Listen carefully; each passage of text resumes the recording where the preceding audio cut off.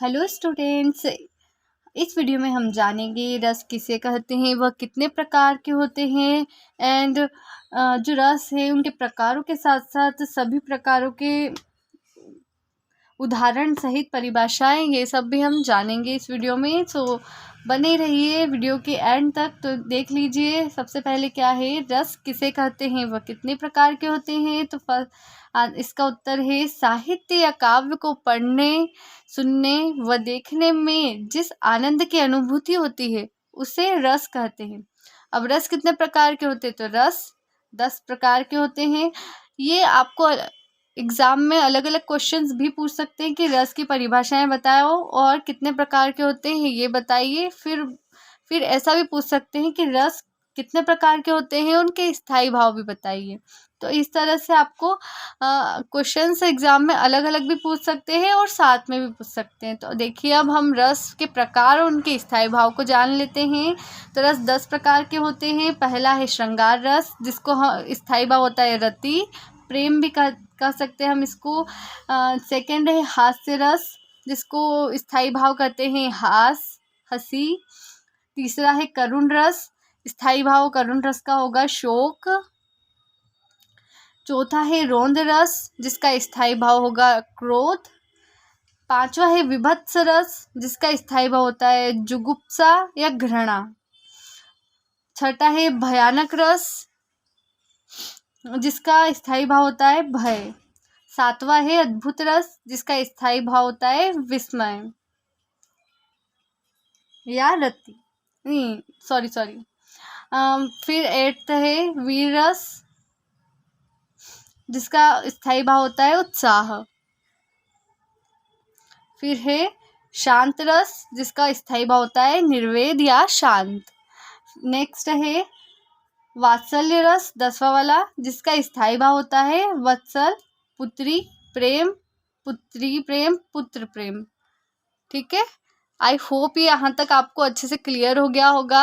आप चाहे तो इसे नोट कर सकते हैं, और यहाँ तक आपको हेल्पफुल रही हो तो प्लीज़ चैनल को लाइक कर दीजिए, शेयर कर दीजिए अपने फ्रेंड्स के साथ। एंड अभी तक आपने चैनल सब्सक्राइब नहीं किया है, पहली बार आए हैं, तो प्लीज़ सब्सक्राइब भी कर दीजिए। तो अब हम आगे बढ़ते हैं। आगे क्या है, श्रृंगार रस किसे कहते हैं, वो उसके उदाहरण सहित लिखिए।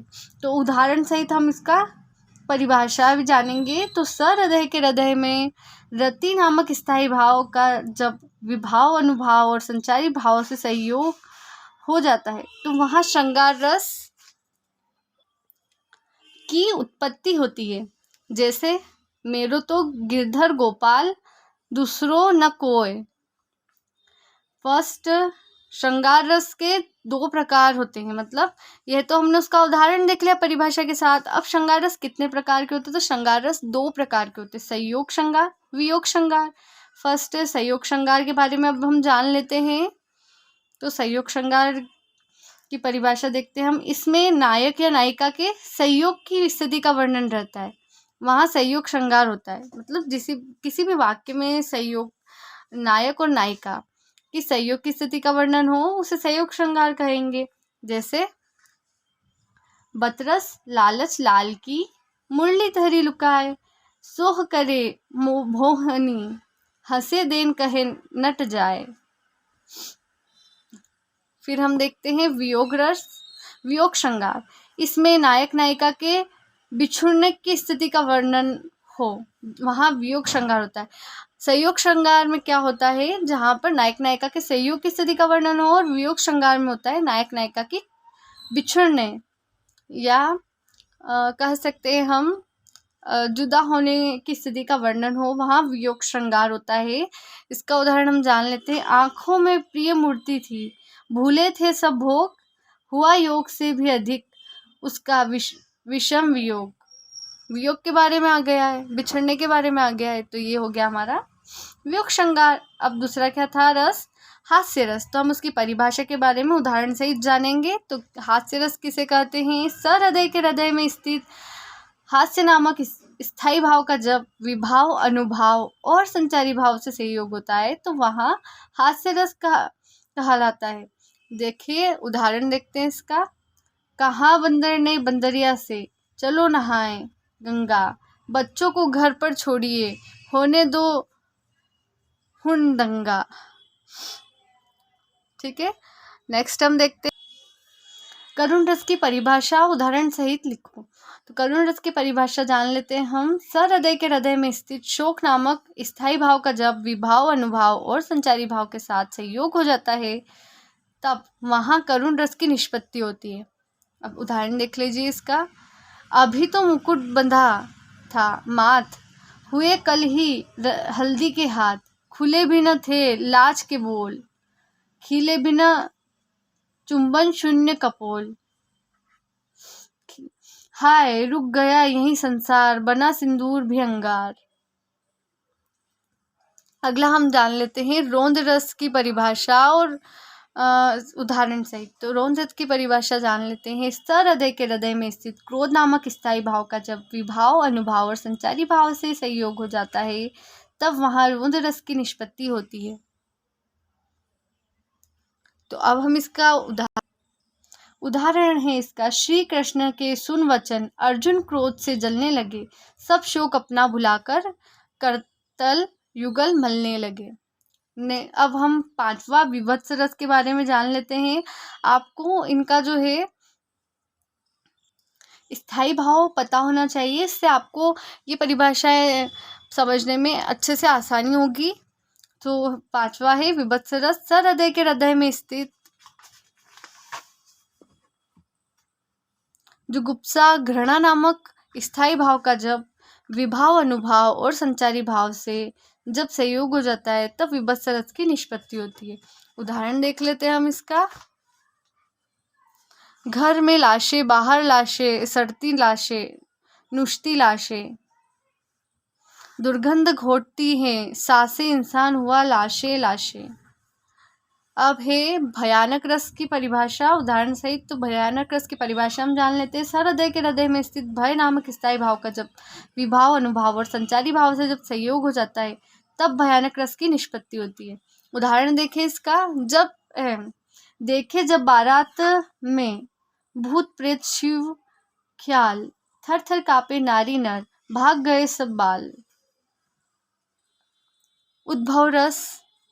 तो उद्भव रस की परिभाषा है। सहृदय के हृदय में स्थित विस्मय नामक स्थायी भाव का जब विभाव, अनुभाव और संचारी भाव से जब संयोग हो जाता है वहाँ अद्भुत रस की निष्पत्ति होती है।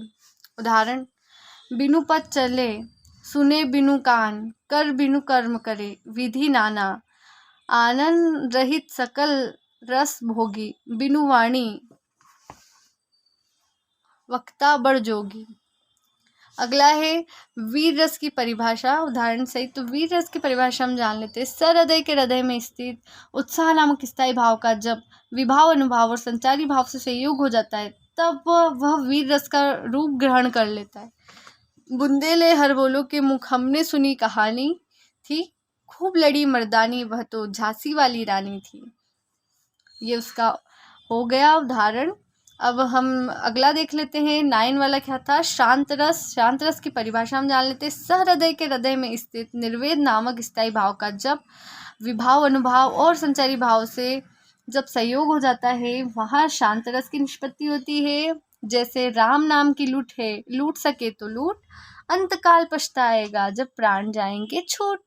तो यहाँ तक आपका क्लियर हो गया होगा। आई होप ये परिभाषाएं बहुत सिंपल है, आपने एक याद कर ली और थोड़ा बहुत चेंजेस है, बाकी सब आपको अच्छे से याद हो जाएगा। उदाहरण थोड़े बहुत चेंज हो सकते हैं इनके अलावा।